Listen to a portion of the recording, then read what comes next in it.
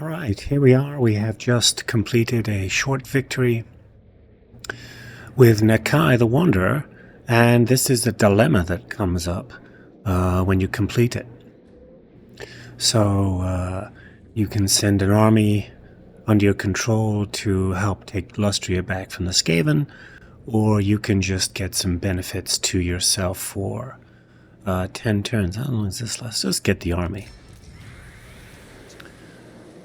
Oh, okay, what is this thing? Okay, so that's interesting. Doesn't look like we have to pay for it, so that's interesting. Okay, so this is a victory for Nakai. You can take a look here, Nakai's conditions. The Blessed Dread, the Dead Flag Fleet, and the Jiangxi Rebels.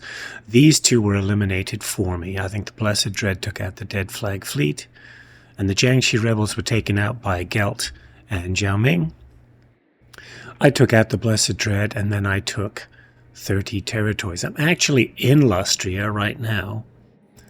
Let's go back over here. I started out where you start out right here. And one of your most difficult battles is your very first one. If you try to take the Tower of Ashung without recruiting any extra units, it's pretty difficult. You're outnumbered. You have better units, but you're outnumbered. But the Norskins who inhabit it have a lot of ranged. You have a lot of large units. Nakai is large. His Kroxigors are large, and you can get torn up pretty badly. After that, I went down and I took out the greenskins that were here. So part of the mechanic for Nakai is that you yourself are a horde, and you don't really generate any money. What you do is you generate money from your vassals. These guys generate you money. So you can see here you get your baseline income, and then the vassal tribute is coming from these guys. These guys are the defenders of the Great Plan. They are your vassal. If we look in here, here they are. They're our vassal, and they're the source of your income. They don't generate armies. They don't generate any buildings, so you can't actually recruit from them. I don't think I can. Whoops. Yeah, I mean, one outpost must, because I have an outpost, but it's not doing me any good. So Nakai, he is a horde. As such, you do not have to hold any territory. You can't actually hold any cities as Nakai.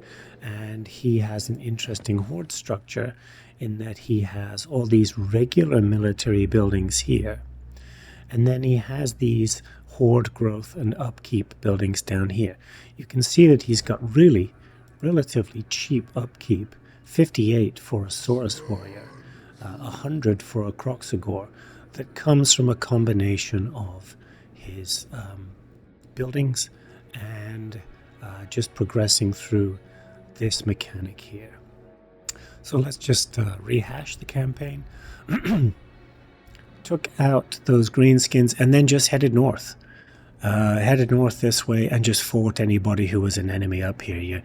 You're already at war with the Eastern Lords or something like that, and then you're going to sooner or later run into the Blessed Dread, and you're going to defeat them. So that happened here. Their last city was here. And what I decided to do was send these two fellas off into this area here.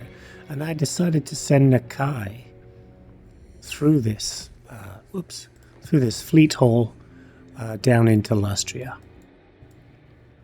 Now, you come out here. I landed here, and I was expecting to be enemies with the Jade Court. That wasn't the case. He was very friendly, and I was going to come down here. I had made a pact with him. I was going to come down here and take out the Hunt Marshal, but he was already allied to the Jade Court, so I just wandered all the way through their territory down into here. Now, the good news is, at some point, something was triggered by Gorok, perhaps this thing where he finds all the other lizardmen. And I entered into a alliance with him without even doing any diplomacy. And then I was able to confederate him. He's currently in the where are they now dead pile. With Lord Croak, but I'll get the two of them back. I just got them killed in a massive ambush. I didn't care because I was about to win the campaign. So I just finished by taking out some territory here in Lustria and finishing in the north wastes of the Chaos Wastes. So Nakai himself, he is, let's take a look at him here. He is a first spawn ancient Kroxigor. His recruitment cost, his melee defense for Kroxigor, his skills are based on Kroxigor, as you can see here. Passive ability Frenzy for Kroxigor's 10% speed.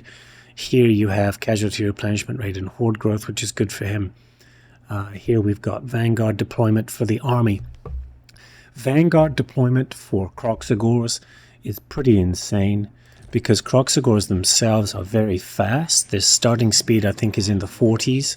There's a lot of slow speed for Lizardmen normally. So you get your Kroxigors with a speed of 40, and you can just basically bum rush anybody you meet. Now, the one thing about the AI these days is that it's very good at ranged attacking your large units, which means that Kroxigors can be pretty vulnerable. So you'll want to spend a lot of your time taking whatever kind of missile defense and physical resistance you can to combat that. As soon as I had the chance to get the Shredder, I got the Shredder. If you're playing as the Lizardmen and you don't take the Shredder of Lustria, even if you're not in Lustria, I don't know what I can. I don't know. There's no saving you, maybe. So you're going to go through your horde buildings. I tried to concentrate the first, not on horde growth, but on upkeep. If we go into his thing here, so you've got upkeep and upkeep and upkeep. I tried to get as much upkeep reduction as I could, 5%, 10%. So I've got there 25% upkeep there. Upkeep and replenishment cost were my two. As one of the mechanics for Nakai is that you can finish any turn that you did not use March stance in camp stance. And from there you can grow your horde buildings and you can recruit. So the mechanic for his faction is that Nakai basically can get one turn recruitment. Every other lord he has uses global recruitment from Nakai. And then this guy here, they've given him some buildings. This one here, for example, allows you to do Saurus and Skink in one turn, then Saurus with shields in one turn. So you're still using global recruitment anywhere on the map. But what I would normally do is run somebody around with Nakai, get units from him, and then Nakai himself would recruit. You can grow his local recruitment capacity pretty significantly. So you can load up an army that's following him toot sweet, and then go ahead and add in units to Nakai's army. But if you're far away, you can recruit. Nakai has some unique rights. He has this one here. All regions belonging to the Defenders of the Great Plan will cause attrition. That's pretty common to cause attrition. Recruit rank for Kroxigor Ancients. We'll get to those in a minute. And of course the Rite of Awakening, which is a major source of spawning sequence. The Rite of Rebirth is like the Rite of Ferocity or whatever it is for the other Lizardmen. You get a non-replenishing army of blessed units instead of the one they get, and you get the spawn for the Defenders of the Great Plan at their capital. I'm not sure where the Defenders of the Great Plan capital is. My own capital. So he's a horde. Let's go into this thing here. So this you gain by dedicating to Quetzal, Itzel, or Shalanka. I don't know how that's pronounced. And each time you pass one of these, you gain an ability. And when you have gathered enough of these, you can spend it on these abilities here. Now, in a way, Nakai has been nerfed, because abilities like this, Invoke Quetzal, add this unit to your Blessed Spawnings and add 40 spawning sequence. It does add 40 spawning sequence points. but you don't really need this to add units to your blessed spawnings unless you've emptied them recently. So those are pretty useless. These are fantastic. This is where you can unlock recruitment and instantly grab heroes. And of course, where is it? This one here unlocks skink oracles and increases the rank for Slan Mage Priests. So there's some really good mechanics in here along with these abilities. You can see here that this is giving me a vortex attack, research rate, magic item drop. I had very few magic items at the beginning of the game, and now I'm getting quite a few. All characters reduction in Winds of Magic, Winds of Magic reserve for all armies up 25. So progressing through these is really good. I didn't go much on this one because this was for the large beasts and I was primarily using the armies and magic. So this one is going to be your magic, and then this one is going to be your infantry and your basic units. So since I was using Kroxigor and Saurus, I concentrated here. Protection of Quetzal ability. Does it say what it is? There it is. Unbreakable and invulnerable. So can't take damage and can't be broken for 55 seconds. So that really helps tank, or really helps preserve a unit that's undergoing some difficulty. It also allows you to call down massive damage on that unit and friendly fire in order to eliminate enemies surrounding it. So missile resistance, there it is for all units. It's great for Kroxigor. Melee defense for Kroxigor, ward save for Kroxigor, casualty replenishment rate in friendly, neutral, and enemy, and diplomatic relations. So if you look at Nakai, he doesn't even have anything injured. His healing is pretty significant. If we've got our other armies here, they may be in the process of healing. Maybe not. Okay, so I'm going to go ahead and do this with him. There we go. So 1900 hit points replenished. 2 turns to replenish a sub 50% Saurus warrior. I think that's pretty good. That's probably the last territory I took. So how do you get this? Each time you take out a city, you're given the option of raising it for a small amount of money or dedicating it with 2 points dunked into one of these. And I mean, I never raised one of them. There was no reason not to take temples. And these are the number of temples that you've put down. And then you can see here, once you get all the way around, right, you're getting horde growth in all armies and tribute from vassals 50%. And then here, these benefits apply to defenders of the Great Plan. Those don't. These here, attrition, leadership, and melee defense under siege. So the tech tree is also unique for Nakai. It's a slight difference. I spent a lot of time going down this one because this is where your money is going to come from. See, the tribute from vassals is going to go up 5% every time until here it's 50. That 50 in conjunction with this 50 is doubling my income. So this would be vassal tribute, a 12 to 26. It would be 6,000. Now it's 12,000. I got a lot of money now because that Glorok army got trashed, but I wasn't in the mood to fight it since I was about to win the campaign. His tech tree, I've been pumping it a little bit using skinks to steal. Every one of these is an increase in army size. So you can only have one leader at the beginning, and that's Nakai. But there are several ways to increase army capacity. So army capacity in global is pretty much every single one of these until you get to here, diplomatic relations, global, reinforcement range, global, right? So they alternate there. I did not meet any of the other Lizardmen. I did not meet anybody except Gorok. Tehenuin was toast again by the time I got there. I don't even know if the other ones are still alive. I never got a chance to go see. We got the Fog of War. Hey, let's go see. So it looks like, it looks like they're all toast. So, yeah, I mean, I'm not sure I'm sure the Lizardmen are moving nowadays, but I don't think they're doing very good. So I only met Gorok, and he was about to get trashed. That's how come I was able to confederate him. So I concentrated pretty hard down here, Sora stuff and Kroxagor stuff in here. But these also require this secondary resource. The more vassals you have, the more of that you get. And then you get 25 each time you take a city. So I got the army capacity and the global recruitment, which I never really used because, of course, I was following Nakai around. Then blessed spawning, there's the increase for blessed spawning. Recruitment cost -10. Horde building construction. I tried to get anything that I could that basically would increase my range, my recruiting, my healing, and my income. I wasn't too worried about cavalry or big beasts or any of the strange creatures. I was just going basically trying to make it an infantry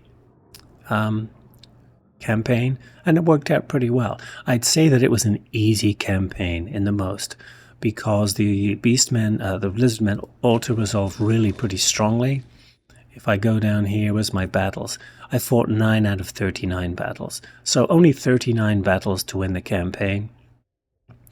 Your victory conditions are occupy, loot, raise, or sack. You don't occupy anything. You don't sack, loot, or raise anything, but these are all given to you every time you provide one, temple-wise here.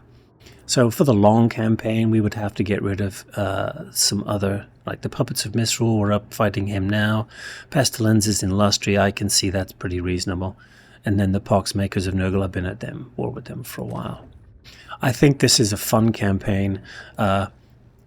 Where is our boy? Nakai. Let's take a look at him. So, I don't have any of his items. His quest battles are actually pretty tough. Even with this army, they're not positive. They're defeats. If you go in and look at the auto resolve, I don't have him full of stuff. He's got the standard Lizardman line here, the standard Lizardman line down here, except the horde growth part there. Nothing particularly grand anywhere in here. Vigor loss reduction is really nice because you want to run him into as much stuff as you can find. I didn't take this one. Removes the demonic attribute. That's interesting. So that would remove the physical resistances and all that from demons. It would stop them from crumbling, but it gives him magical attacks. That's pretty good. I guess if I was fighting the hordes, if I was back in Cathay, I'd want to use that. Melee attack, discouragement, and melee defense. And then, of course, this one here, Kroxagor benefits, casualty replenishment, and horde growth. And then I did, of course, come down here and take the Kroxagor benefit there, and the Saurus benefit here. This is, upkeep. I'll probably click on some of that.